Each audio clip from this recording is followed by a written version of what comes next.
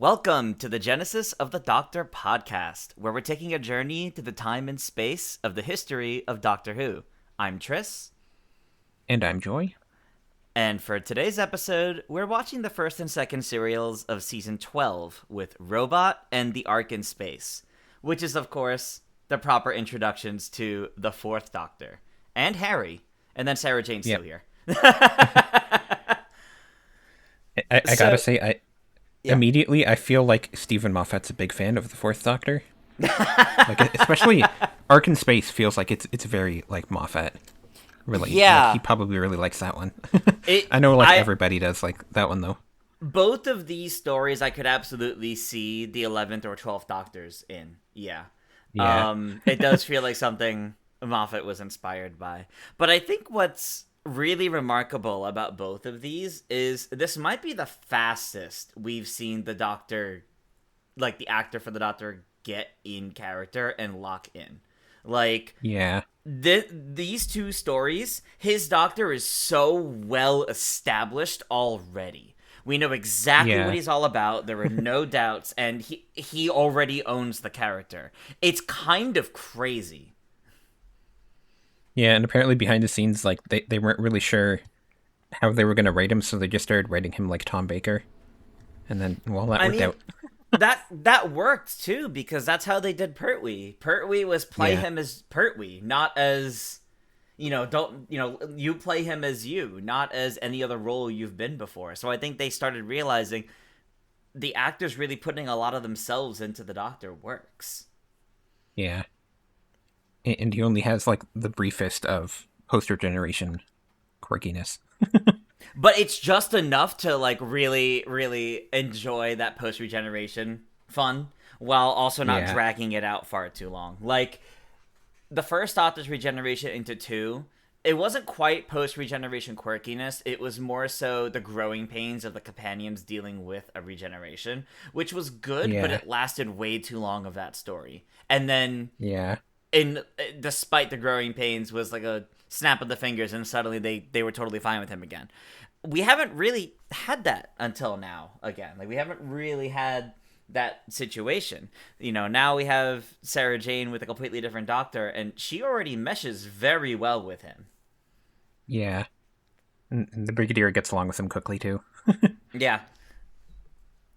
He's a lot less rude. Like, he's still rude, but he's a lot less old mean scientist that just wants to be left alone. And he's a lot more of like a quirky rude.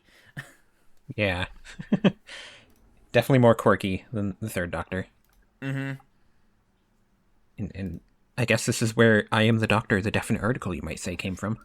I love that he said that. I love that he said that, and it was so natural for him to say it. Yeah. That whole scene with Harry was so good. Like, every little bit of it, because it's this weird mix of post-regeneration quirkiness while also being this great defining moment for, like, the Doctor's capabilities, the kinds of things that he can do. Yeah. I found it very funny that he ties Harry up and shoves him in a cupboard. Like, that's their introduction to each other. That's their introduction, and I love that it starts with, like, Harry getting roped into jump rope, literally. Yeah. And it's like, it's not like he was hypnotized or anything. It was literally like, well, I don't want to get hit by this cable, so I'm going to start jumping with him. But he's like almost like falling into a trance with the way the Doctor's handling the situation. It was remarkable. And then the Doctor tries out a Viking outfit and a Card King outfit and a Jester costume. And then finally he settles on his outfit, and then Brigadier's like, okay, that one's good enough. We'll just go with that. I love the Doctor taking time to decide their outfits. It's one of my favorite little things, and I'm a little disappointed they don't do it too much in Modern Who. Like, they don't do it as much, but I do love how, like, the most recent Doctor, for example, had a bunch of different outfits. I do love that. But Tom Baker's probably the only Doctor we've had so far that could pull it off like this, of trying out all these different outfits. Yeah. And, like, they're all just the weirdest outfits. Doesn't have a single normal one in there. No. Well, arguably, the one he landed on is the closest to normal, but it absolutely still isn't. But it Yeah. works out very well for him. He makes a lot of use out of that hat and scarf. Yeah, he does. I mean, literally in Robot, he has the really funny scene when he's running from the robot for the first time, and he puts the hat over its like not quite eyes, but like the visual sensors, and it's not. There's no dialogue or anything in that moment. It's just he puts the hat on, it stops moving, and you see from his expressions, oh, that worked. Wow. Yeah. I can't believe that worked. Walks up to it. He's like, oh, remarkable. Not thinking, oh, it's still going to attack me. And just instantly. Yeah. It is so funny. And then he tries to use the scarf to trip it, but then it just knocks over the pillar that he tied the scarf to. So that didn't work out. Him trying different plans in real time was great, but that being the one that he thought worked was funny. Says a lot about the robot's intelligence, too, that it played along. I found it very odd that it's Think Tank is the villain, and then Think Tank came back in the 15th Doctor era, but it's a very different Think Tank. Yeah. The same name as, I forget what his name is. Ruby's boyfriend. Yeah, Conrad. I wonder if that was intentional. Apparently they had like an additional thing where Colonel Ibrahim investigated Think Tank and found it has. So they said it has the same name, but it's like there's no ties between the two. Oh, okay. So they knew about it. Interesting. Just used the name, I guess, and then they wanted to say like, don't worry, it's not the same group. The original Think Tank disbanded at some point. Yeah, the original Think Tank with they're very close to Nazi imagery. Yeah. Very, very close. They tried to make it not subtle at all. Yeah. The outfits are very, very Nazi-like. And yeah. I guess that makes it work that the new Think Tank is basically a neo-Nazi group. Yeah. An online neo-Nazi group inspired by an old one. Yeah, that checks out. That definitely checks out. Think Tank as villains were very strange, though, I think, in this. In this, I should say. Like, in Robot. Like, I think the whole point of the first couple episodes is they're sending the robot to get the materials to build the disintegrator gun. The disintegrator gun does come up in the end, but it's like not the same plot point that they were starting with. And then all of a sudden, after the disintegrator gun exists, it is, oh, we're taking the nuclear codes. Yeah, and you have to wonder like why they even needed the gun for the nuclear codes. They could have just sent the robot after the guy in the first place. That's the thing. They never even really make much use of the gun for the disintegrate, like for getting the codes. Like they do to show that they have it, but there's nothing there that says they needed the gun in the first place. Yeah. The only purpose the gun actually served was killing Kettlewell, which we'll talk about him shortly, and the Brigadier using it to try to stop the robot only to make it grow. Yeah.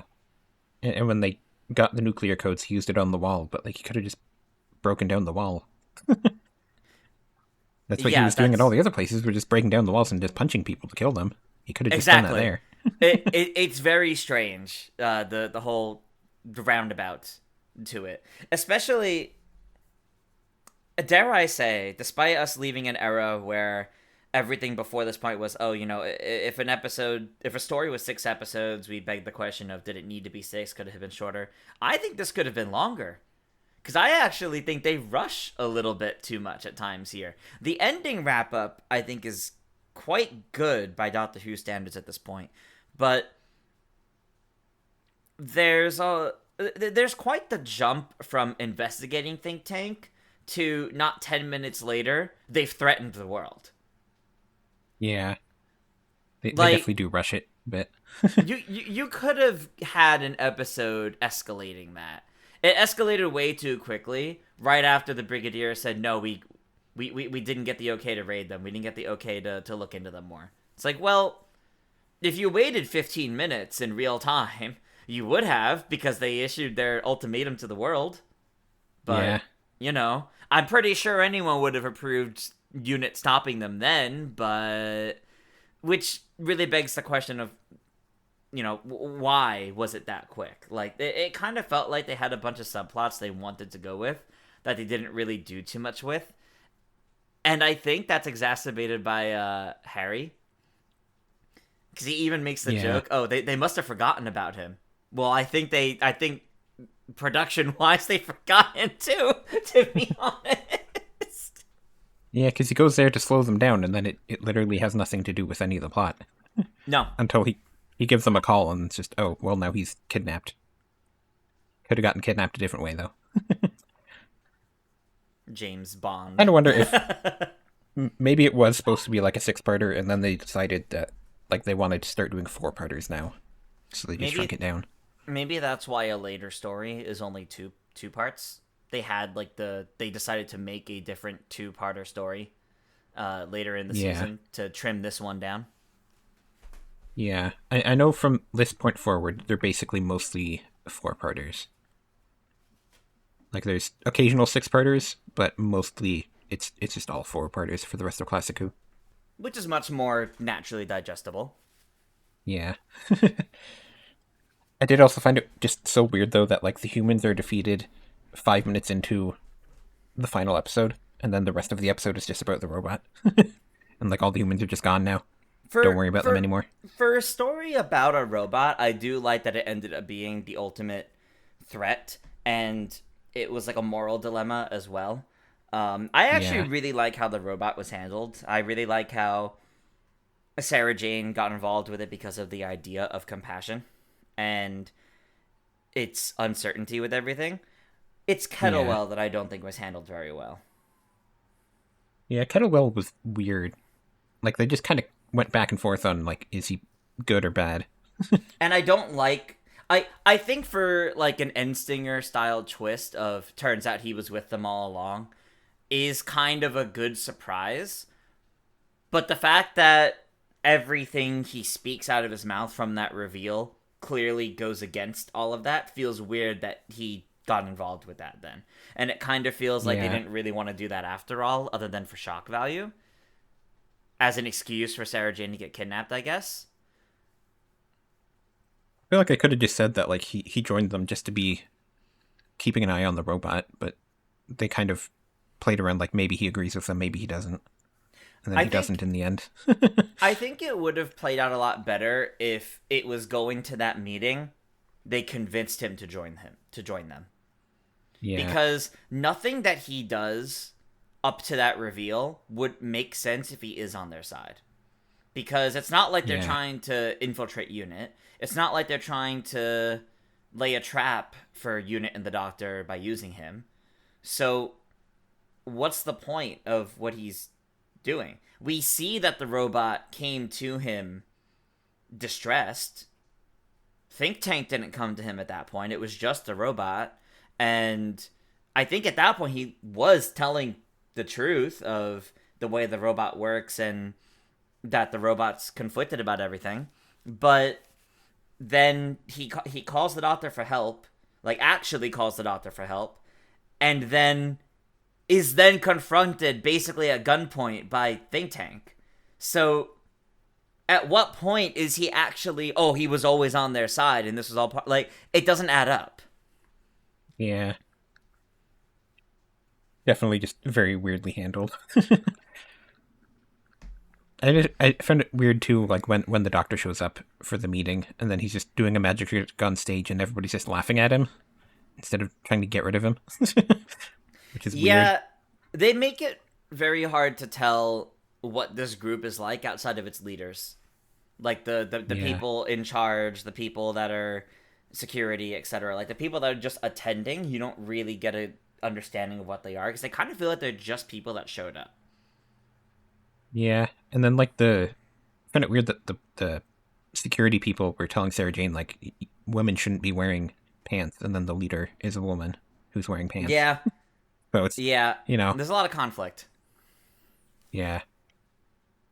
I guess they just think that women that aren't intelligent should be wearing skirts or something weird like that. I guess she's proven herself enough as a scientist to be a leader, but Sarah Jane on the other hand is just some random woman. I don't know. Yeah. It's weird. And I think what bothers me the most is think tanks' ideals don't actually ever come up. Like they mention it Yeah. at the meeting, or when Sarah Jane tries to go to the meeting. Not once is it ever actually a driving force for them. Like, because everything they end up doing is just trying to threaten to destroy the world or meet their demands. Okay, but what exactly are their demands that they wouldn't blow up the world for? Yeah, like we were briefly told that like their thing is that like they want intelligent people running the world, and then their whole plan is just let's blow up the world though. Yeah, like it doesn't Weird. make any sense. I did like Sarah Jane a lot in this story though. She got a lot to do She and had a lot to used do, her and it was reporter very instincts. strong. Yeah, I think it's weird to say this is the strongest her character's been so far. But I honestly Yeah. do think that might be the case.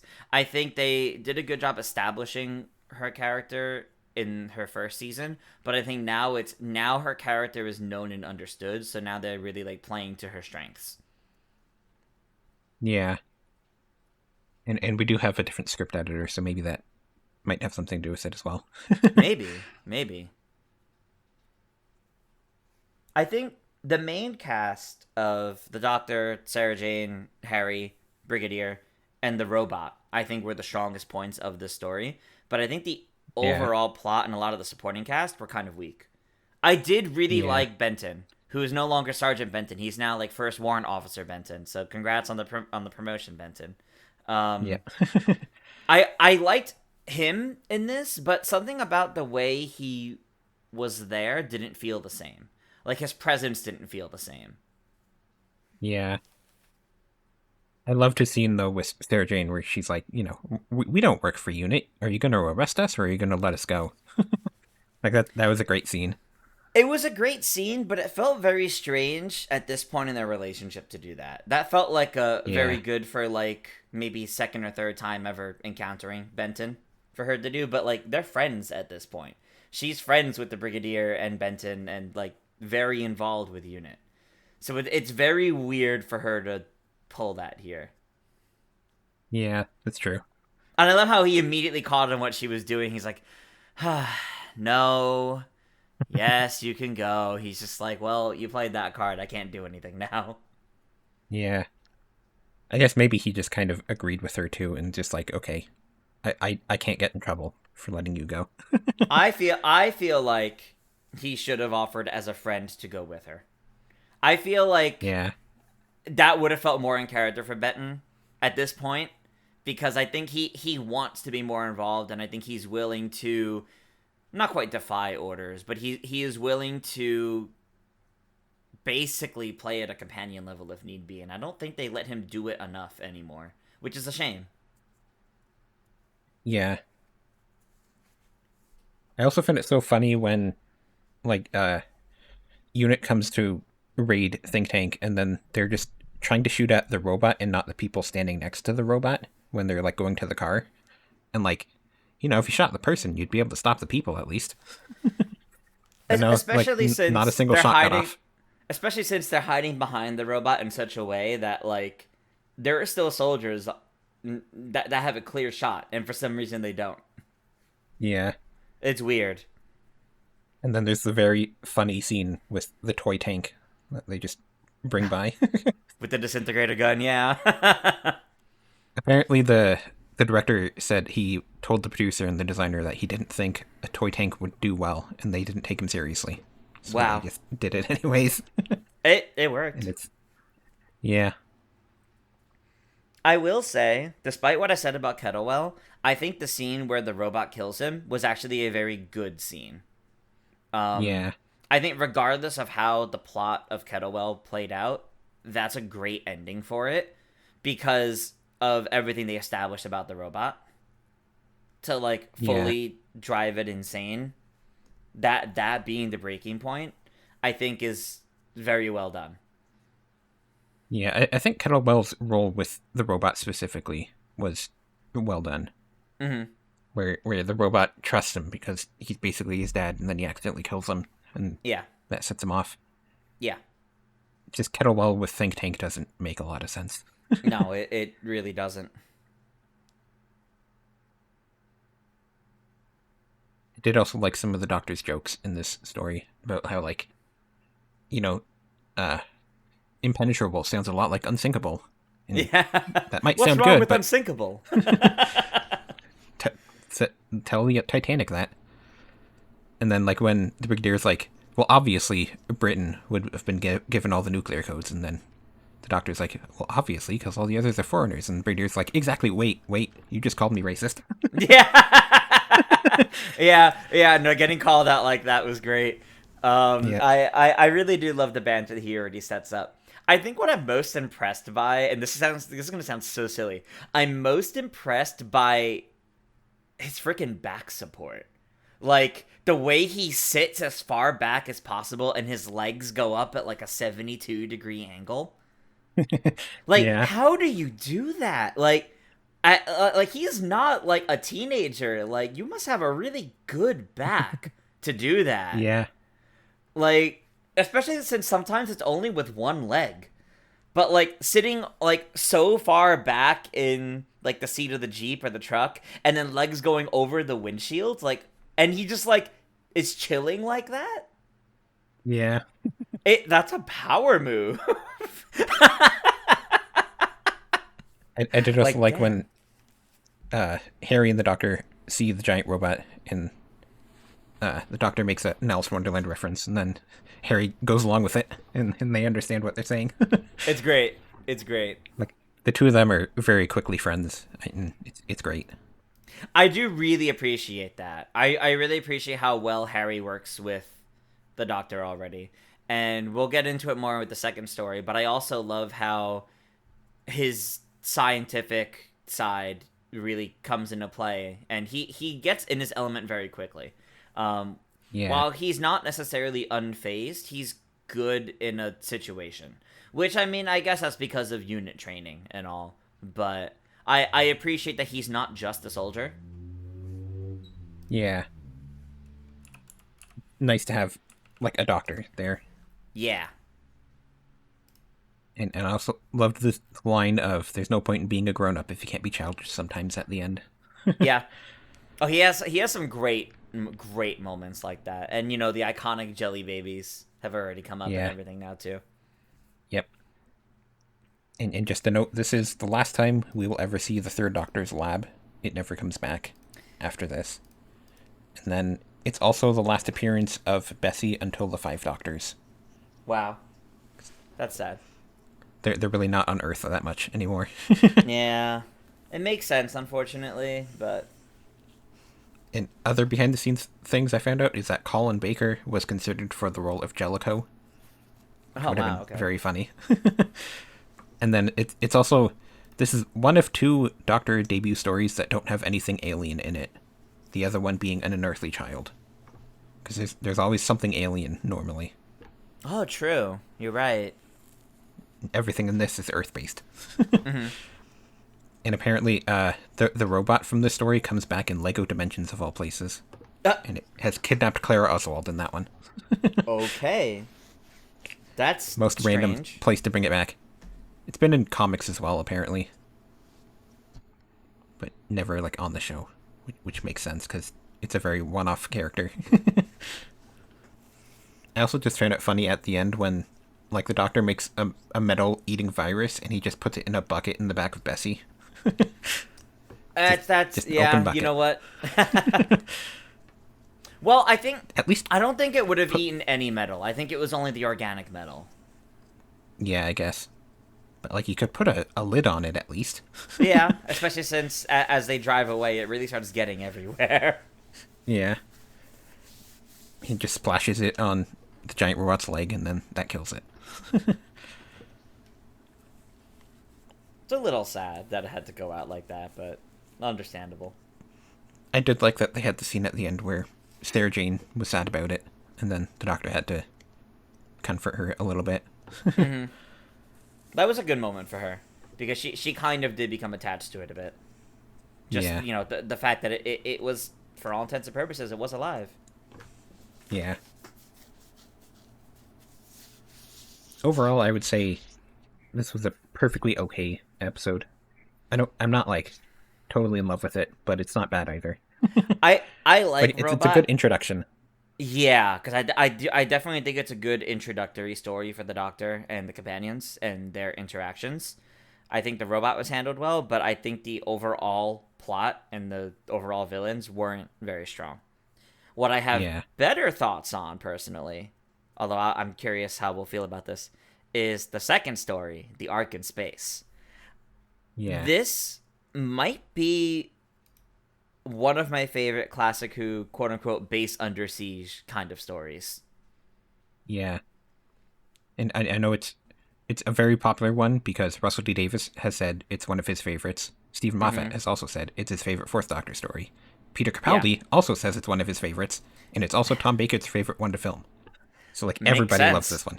It's a great story. I think the character interactions are phenomenal. I think this is the story that really puts everyone in their stride very quickly.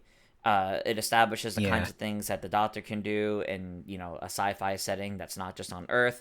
It sets Harry up as a companion properly, as like what he can do because he's part of the full story and not randomly disappearing. It gives Sarah Jane things to do. It gives the trio experience or more experience with getting people who don't trust them to really like win them over to their side and work with them.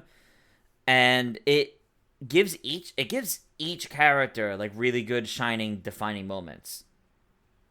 yeah. And the first episode is just the three of them, which is Mm-hmm. a fun idea. That like they don't really do that.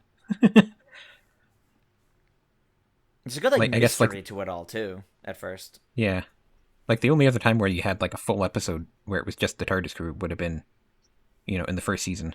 I'm blanking on the Yeah. name, but the two-parter where it's just the four of them. Yes. Yes. Yes. Yes. Yes. Yes. But yeah, it's a great little mystery in the first episode, and then they slowly peel back the layers, and it just works really well. And The it's suits this and the story. props for those aliens were great too. Yeah, I did find it so funny how it's just like when like the thing is on Noah, it's just green bubble wrap, but it works really Yeah. well.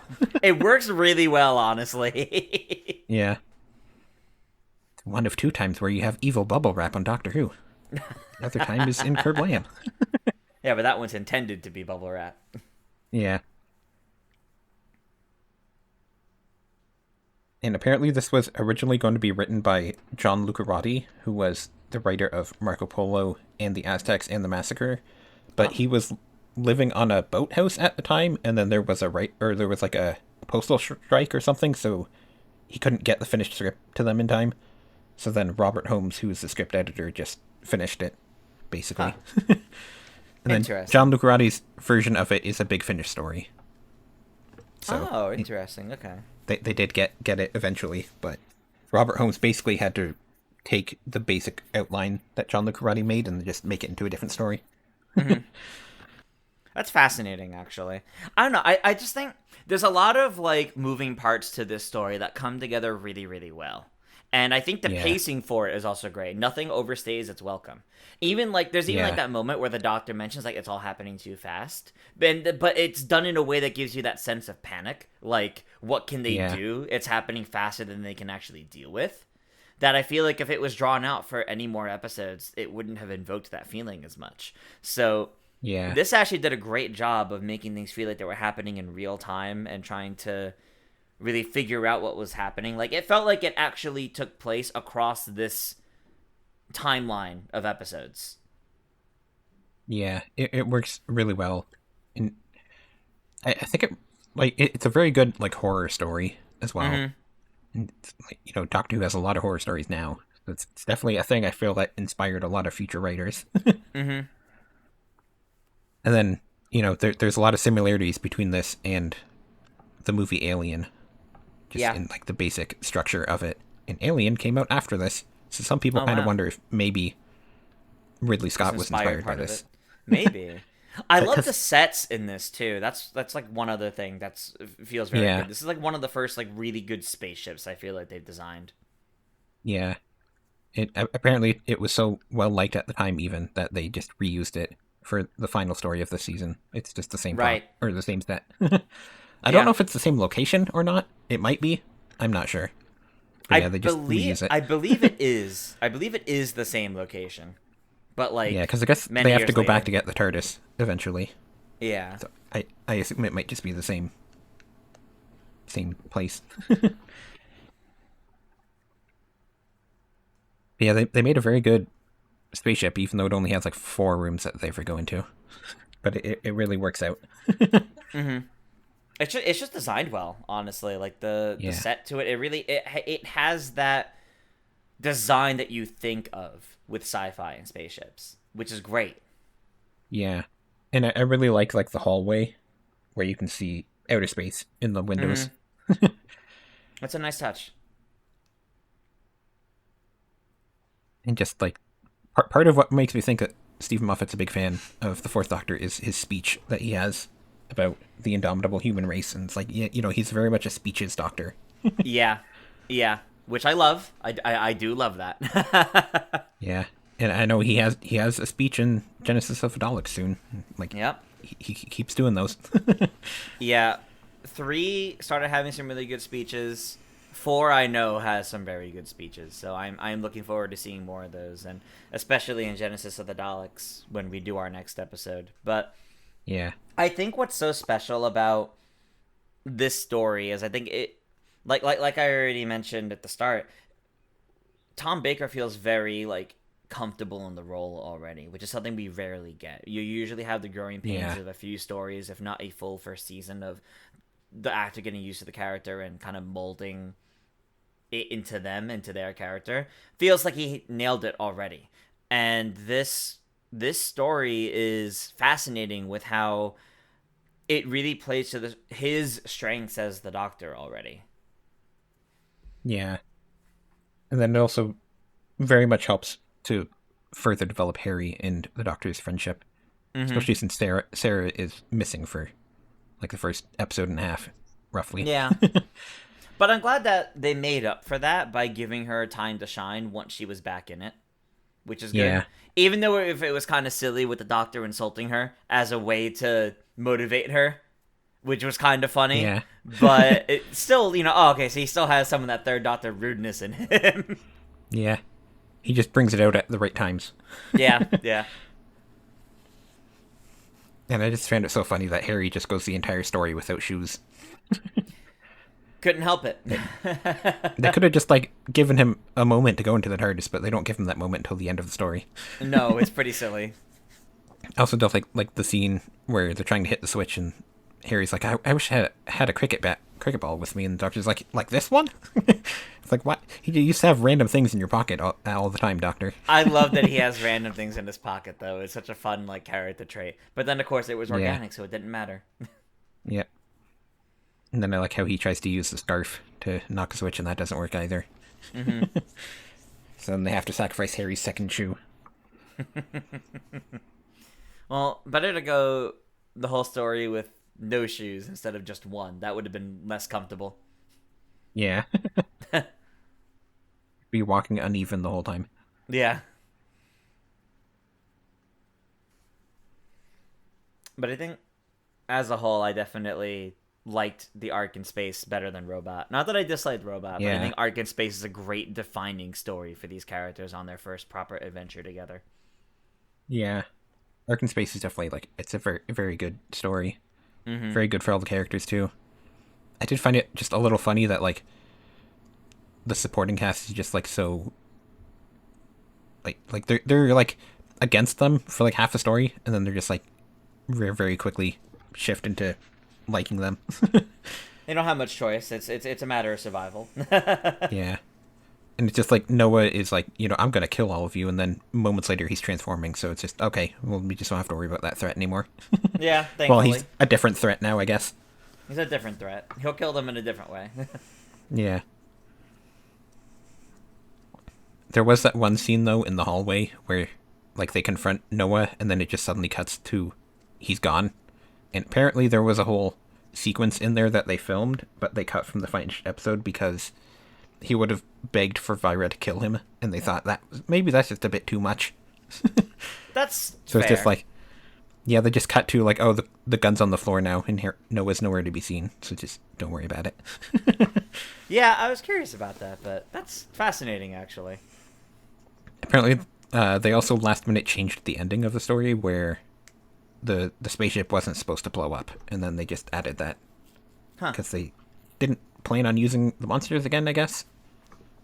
So like he would have just taken them off into space at the end, and then I think even the actor was upset that they changed it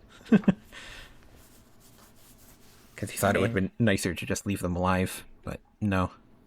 Yeah, especially after, everything the race suffered, which was the whole reason for their essential vengeance plan, basically. Yeah. But who knows? They may not be the only ones left in the universe. There might be more somewhere. Yeah, because it was only one of them that landed on the Ark and then laid all the eggs. So like, there could be more elsewhere. There definitely could be. I wonder if Big Finish has done anything with them. I'm not sure if they have. I can look it up. Interesting. I do know that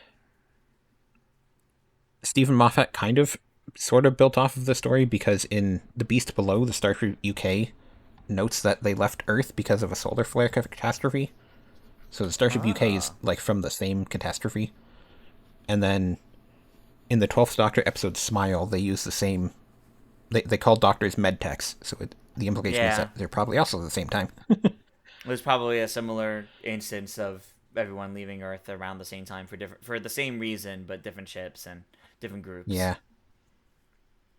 It does make it just a bit funny that like this is just like the eugenicist group is this one. Like all the other people are a bit more normal. Yeah. Apparently the Wern do come back in a handful of Big Finish stories. Okay. So they do actually do more with them. That's good. Yeah. There's a couple books as well. Alrighty. Well, I think that pretty much covers our thoughts on these two episodes. But that's far from it, because there's a lot of news, a lot of big news to talk about that we need to go into. Because just very casually, earlier this week as of recording, they announced that Doctor Who is back for Christmas 2026, next year, not this year, without Disney. Disney is not moving forward with Doctor Who, as long theorized at this point. Disney will still be involved for the release of War Between the Land and the Sea. However, because of this, I want to say falling out, the BBC get to air it in the UK in December, before the end of this year. But Disney Plus says 2026. So internationally, who knows when we're going to see Kate Stewart's unit adventure. Yeah. In the original announcement, they only said that the War Between Land and Sea is out later this year. But then more news has shown up saying in 2026 we'll be getting on Disney Plus. Yeah. So I guess we'll have to see what we want to do for the podcast to talk about it. Yeah. We'll just have to play it by ear. I know the internet's not going to withhold spoilers for the international audience. Yeah. No, I'm not too worried about spoilers, I guess, but because it's not going to affect the Doctor and Companion and all that. Like the biggest spoiler there could be is if there's any cameos within Unit, I think. Yeah. But that's kind of it. But even still, I want to be able to enjoy it without spoilers. Yeah. Well, it will be on BBC iPlayer when it releases in Britain, so... True. We don't have a date yet, though. It just says December, so we don't even know exactly when yet. But this is interesting, because overall, this tells us what the future of Doctor Who is looking like. We don't know if the BBC is going to partner with some other company, like people have theorized Netflix or HBO instead of Disney, or if they're just going to do it on their own. But this tells us, okay, they now have like the entirety of 2026 to make and film their Christmas special by RTD, and then plan out from there what the following season is going to look like. So, not to get into spoilers about it, but the twist regeneration that we had at the end of the last season, that's probably going to be the basis for this upcoming Christmas special in a year. Yeah. And it'll probably end with another regeneration for the next proper season, which will probably happen late 2027. Probably in the fall is when I would imagine that would actually air. If they film this Christmas special, let's say they film this Christmas special this coming spring, they'll probably start filming the next actual season in the fall of 2026. I imagine many of their contracts, they can get figured out by then. They can figure out casting. We'll probably know a lot of the info of like who's next, what the direction's looking like before this Christmas special next year. But we may not see the fruits of it in terms of like the actual new season until almost another year later. Yeah. I think there's some interesting wording they specifically chose to use for the announcement for the Christmas special that makes me think Russell T Davies is maybe not sticking around afterwards. Because they said that, like, Russell T Davies has agreed to write our Christmas special for us, which would be a very weird thing to say if he was just going to be the showrunner still. Because, like, obviously he would agree to make this Christmas special if he was still just going to be in charge. It's like, you do have to wonder if maybe he's leaving after. And then, you know, this Christmas special is just so he can wrap up the cliffhanger that he made. Yeah. It's interesting because that means... Because remember, he mentioned behind the scenes at one point, he wrote most of season 3 already. He wrote most of those scripts already. Which now means those are going into the vault and never being used, or they're going to be heavily modified, or I guess if he's gone, then I don't think they would use them without him. I mean, the issue is also that, like, he was writing those scripts before Shooty told him he wanted to leave, so he can't use them as they were written anyways. Especially because Caroline Ford has even come out and said that the original ending for this season would have had Susan with Poppy, like, watching the Doctor from afar. So because Poppy is no longer the Doctor's kid, so like, you know, none of that could have even been used anyways. It's unfortunate, which means we may never actually figure out why we were seeing her again, and they may never really get into that. But I do wonder if they could adapt a lot of these ideas into Big Finish stories for the 15th Doctor. Yeah. I would love to see that, but who knows? Yeah, because Big Finish does do lost stories and where they take old scripts and just adapt them again. Mm-hmm. And they have technically done a Russell T Davies written script for that before, because apparently, like, in like the 80s, he wrote a script for the 6th Doctor that I don't even know if he ever submitted to the BBC, but as soon as Big Finish heard about it, they were like, hey, do you want to give that to us? Oh, wow. And then they made it. And then I kind of assume that what's going to happen essentially is they're going to film the Christmas special just with a BBC budget, and then they're probably going to be trying to figure out, you know, a partnership with someone to get more money for the next season, which is probably why they're not giving us any news about the next season right now. Right. So they have all of next year to kind of figure out if they're getting a new partner, and if they're not, then what it's going to look like afterwards. And then also, you know, maybe they need a new showrunner depending on if Russell's sticking around or not. Mm-hmm. I'm assuming at this point... I wouldn't be surprised if he decides to step away because of these headaches behind the scenes. Yeah. And not he wanting is like to be involved with that anymore. He's actively making other shows right now, so he might just move on to those other shows. Yeah. I assume if he's leaving, it's probably Pete McTighe that will take over, because he's doing more Plan Land Sea already, so it's like they've already been training him up, essentially. Yeah, he's the logical next step without just bringing someone entirely unrelated in, which I don't really see them doing. Yeah. He wouldn't be my first choice, because I can't say I'm the biggest fan of his episodes, but...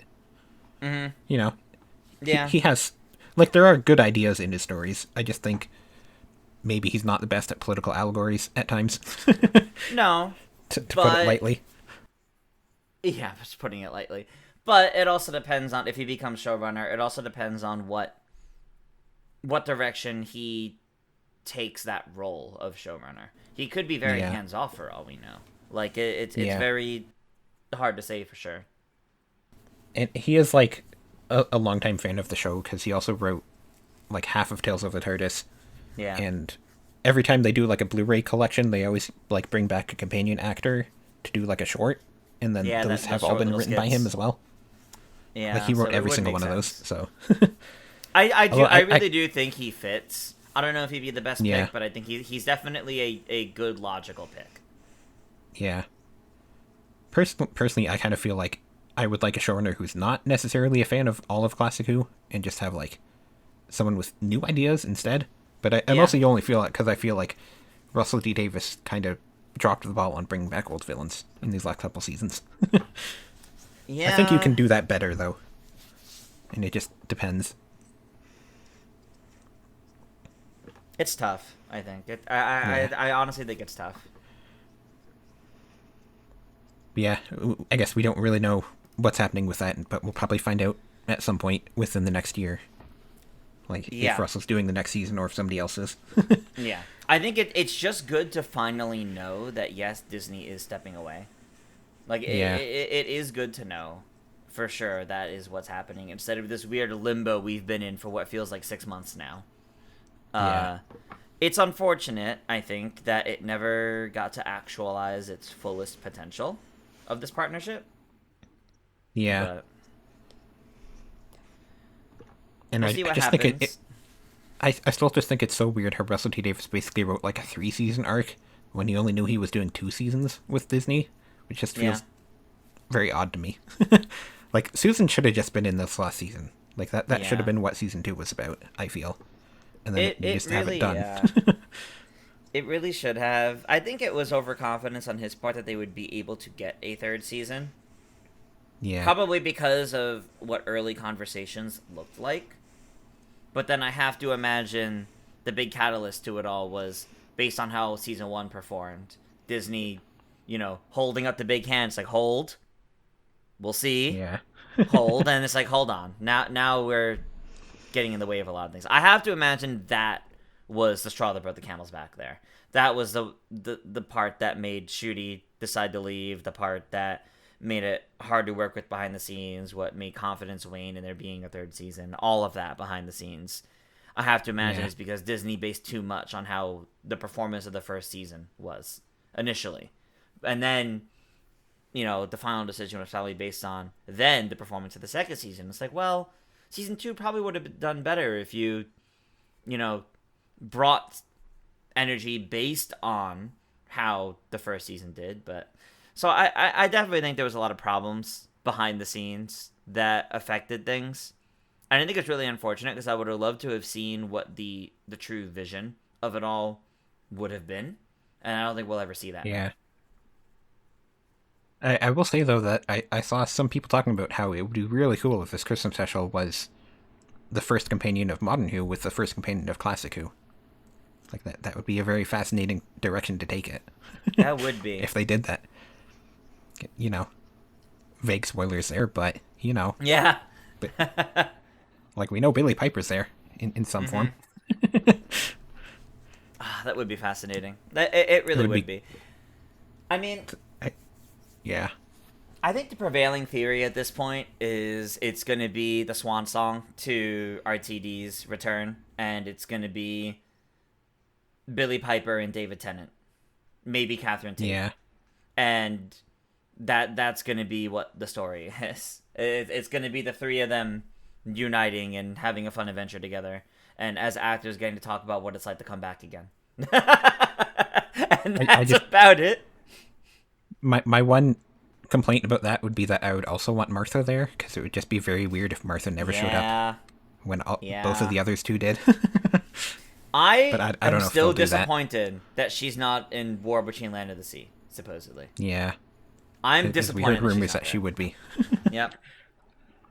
And it just kind of sucks that, like, she's the only companion who hasn't returned from Russell T. Davies' first era. Well, and she's one of the most deserving, anyways. in my opinion. Yeah.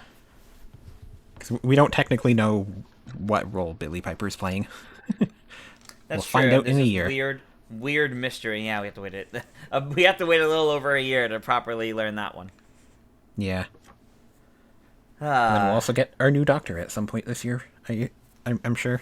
Yeah, within a year they will announce who's playing the next Doctor, and I don't know. We're gonna see at this weird point. I'm gonna predict around March.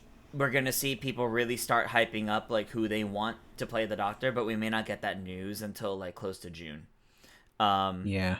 Everyone's gonna be tossing random names in a hat, and people are gonna be going all over the place with all sorts of actors and people that are totally worthy of playing the Doctor or their dream picks to play the Doctor and all these different reasons. And it's ultimately going to come down to something most won't really realize. Yeah. Personally, I can never choose like who I'd want to play the Doctor because I kind of like that all the Doctor actors are people that I didn't know beforehand. Mm-hmm. So I don't have any dream actors to play the Doctor just because like I like that I don't know them. Judy was the first time I had a Doctor that I like actually knew beforehand in terms of like having seen other things they were in. Like, yeah, Jodie Whittaker, I watched Broadchurch, but like that didn't really tell me anything about what she would be like as the Doctor. Like that, Yeah. and that was also a long time ago. That was like the only thing I'd seen her in. Shooty, I've seen most of Sex Education, so I know what he's like in a starring role. So that tells me that told me a lot. But I was very excited to see him not play a teenager and play someone else, and I loved the way he did it. Yeah. I hope we have at least one more Doctor in the future that can be as much of a LGBT icon as Shooty has become. Because I think, given the roots of the show, I think we need that every now and again. Yeah. I guess we'll just have to wait and see what happens with all that.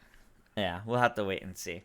But if you want to support our show here, Genesis of the Doctor, you can support us on Patreon for just $1 a month. You can get into our Discord, where we'll be encouraging discussions between episodes, including what we're watching, and also get early access to these recordings basically as soon as they're done.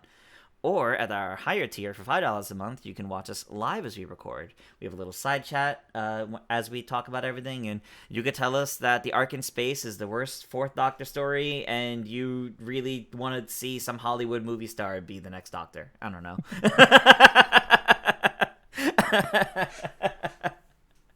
Yeah.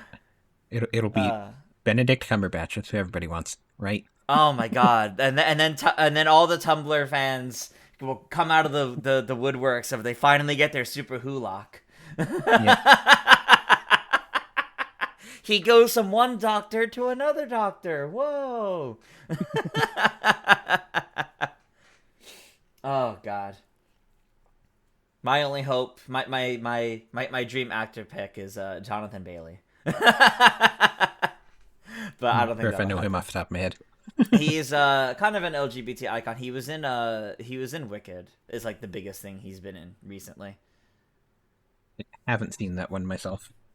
No worries. He's kind of like becoming big. He was also like one of the stars of the new Jurassic Park that was apparently very bad.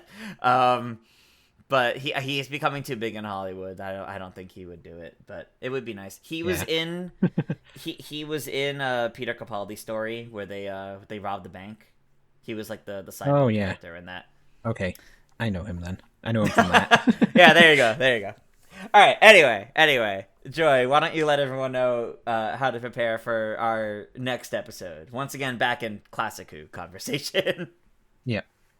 So our next episode, we will be watching The Centauran Experiment, which is a 2-parter, and Genesis of the Daleks, which is what we named our podcast after, and is a 6-parter. So Centauran Experiment is written by Bob Baker and Dave Martin, who did the 3 Doctors and the Mutants and the Class of Axos. They will go on to create K9 in the future as well. And then Genesis of the Daleks is Terry Nation coming back again for another Dalek story, and it's a very popular Dalek story. Then Terry Nation's going to be taking a break from Doctor Who soon. Like he does one story next season, and then I think he doesn't come back until like season 11 or season 17. I think he comes back next. And wow! His story in season 17 is his last one, because he actually goes on to he makes like his own show called Blake's 7 with the BBC like around this time. So he'll be busy with a different show. Yeah, that's fair. He's not around to give all of his attention to the Daleks anymore. I've been wanting to check out Blake's 7 because apparently Big Finish also got the rights to that, and they make Big Finish stories for it. Oh, that's cool. It's basically like a Star Trek show, essentially. That's fun. You know, people on a spaceship going around to different planets and stuff. Yeah, you know, the space adventure. Yeah. Yeah, Centauran Experiment and Genesis of the Daleks. I will say Alrighty. that, like, basically every episode from now on, we'll probably be watching 8 episodes at a time. Yeah, that More or sounds less. about right. I think, like, every season ends with a 6-parter. Most of them do, but otherwise, it's always going to be 4-parters. This season ends with a 4-parter, though. I was gonna say Genesis of the Daleks is the end of the season, though, right? But no, that's fair. No. That's fair. There's one after it. Revenge of the Cybermen is the final one. So Oh, we go straight from a Dalek story to a Cyberman story. That'll be fun. yeah, and it's the only Fourth Doctor Cyberman story. Because from this Wow, he fought them early, and that was it. Okay. from this point forward, they started doing, like, Daleks only get 1 episode with the Doctor, and Cybermen only get 1 episode with the Doctor. I think for like the rest of Classic Who, although the Fourth Doctor gets a second Dalek story, but otherwise, like 5, 6, and 7 only have 1 each of them. Okay. So that they don't overdo any of them.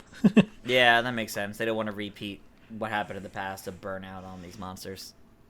Or what they do in Modern Who, where you Yeah. get a Dalek every season, and then people are tired of them, Yeah. and then they skip an entire Doctor, and now people want them back.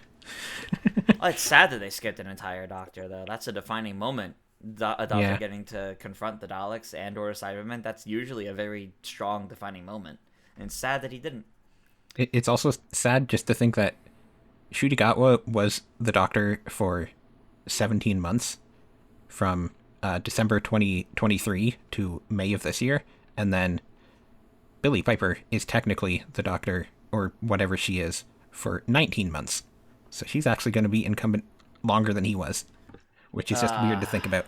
Yeah, that is weird. He was That's there so unfortunate. short. Big Finish, please, like, knock on his door, get him back, give him a Dalek story. I hope in 10 years' time we can see that he has some of the largest Big Finish stories, like some of the most Yeah. expansive amounts of them. I want to see his Dalek get so heavily fleshed out from that. Anyway, that's getting really, really off topic. Yeah. As a reminder, make sure to watch the Sontaran Experiment and Genesis of the Daleks before our next episode. You can find those on the BBC iPlayer or Tubi TV. And if you support us on Patreon for just $1 a month, you'll gain access to our Discord, as well as early access to these episodes. I have been Tris. You can find me on most socials at ToonTris. And I've been Joy. You can find me at Joy Content. And we will see you all next time. Bye. Bye.